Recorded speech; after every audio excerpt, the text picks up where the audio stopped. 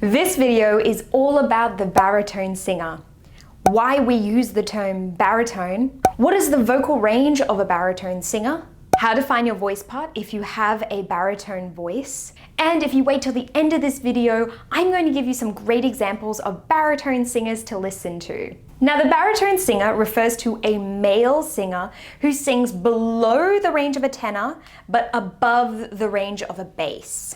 And if you're not sure what a vocal range is or classification, check out this link and it will explain to you that terminology in very simple terms. The etymology or origin of the word baritone comes from the ancient Greek word Baritones. If we break up that word, we see two different words.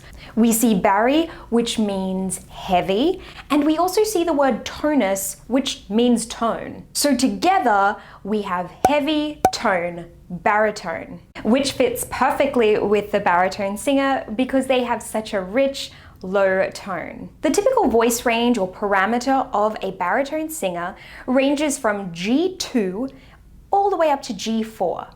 But do remember that this is just an approximate parameter, and depending on age, health, ability, training, you could go higher or lower than that range. Also keep in mind that there are different subcategories of the baritone voice. You can have lyric baritone, you can have dramatic, and there's also another voice called the baritone, which I will talk about in another video.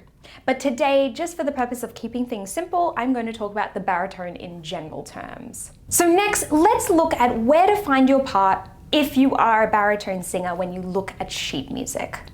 When singing solo, you will likely have music which displays the baritone part on the treble clef on the top line.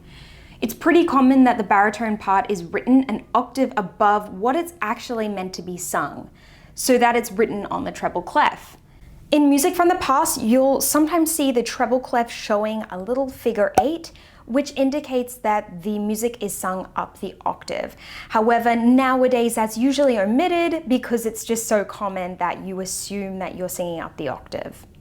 In choir music, I hope I can help a little bit because it can be a little confusing with the baritone singer and where they're meant to sing. The typical rule of thumb is that in SATB or TTBB or TB arrangements, the baritone singer defaults as the bass part. Although you may feel slightly weak singing those lower notes, there will be hopefully other bass singers in the choir who can boost those low notes and balance out the choir sound. If you sing tenor in any of these parts, then you might just find that you're a tenor, not a baritone. Choir composers typically write the bass part to cater to both the baritone and the bass singer. As a baritone in a TB or tenor bass score, you will double with the bass singers. In a TTBB or tenor bass, there are two bass parts, and this is where you will definitely choose the higher option. Sometimes it can be listed as bass 1, or sometimes it can be labeled as baritone. If there are 4 vocal parts which are split into 4 different staves, you will sing the third line, second from the bottom, and if both parts share a line, then you will sing the higher of the notes, or stems up. But keep in mind that when there's only one note, that means you're singing in unison with the bass singers. In SATB arrangements, you will double with bass and sing the lowest part that is written. And in 2 lines, you will sing the lowest note. Stems down in this situation. Yes, that's a little confusing. The baritone sometimes has to be a bit of a chameleon, going in between singing the first bass line or just the bass line. So sometimes you're looking in different areas. So how do you know if you're a bass singer? The first suggestion I have is to get a keyboard app or an online piano which shows the notes and their octaves. I've listed these below if you want some links. And I would go through your range slowly. So start somewhere where you feel comfortable and then move all the way down until you stop singing. But make sure that you're not pushing your voice, forcing a sound. It's just where you sit comfortably. And then move all the way up to the top of your range. Make sure you take a pencil and write this down as you go. I do suggest doing this with a music professional or someone who might be familiar with piano or confident with music, but if you don't have that, just do it yourself. And don't panic if you sing lower than that or higher than that, or you can't even get more than 4 or 5 notes.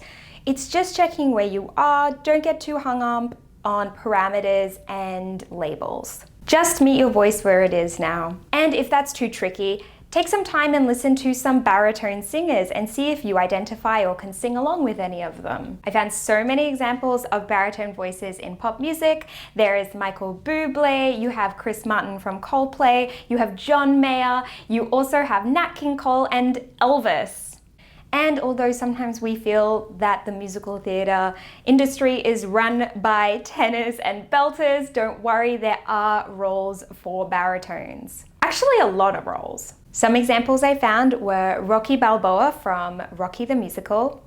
There was also Jackie Elliott, who plays Billy Elliot's father in Billy Elliot the Musical, and Edward Bloom, the lead of Big Fish. So are you a bass singer? What's your range? Or are you not sure? Let me know in the comments below. Give me the thumbs up, and until next time, happy singing, guys. Bye. Are you passionate about singing? If the answer is yes, then be sure to subscribe to the Happy Singing channel, where I try to make singer stuff super simple. Every month, new videos are launched focusing on singing and its devices. So hit that subscribe button so you don't miss out on information which could help you become a better singer.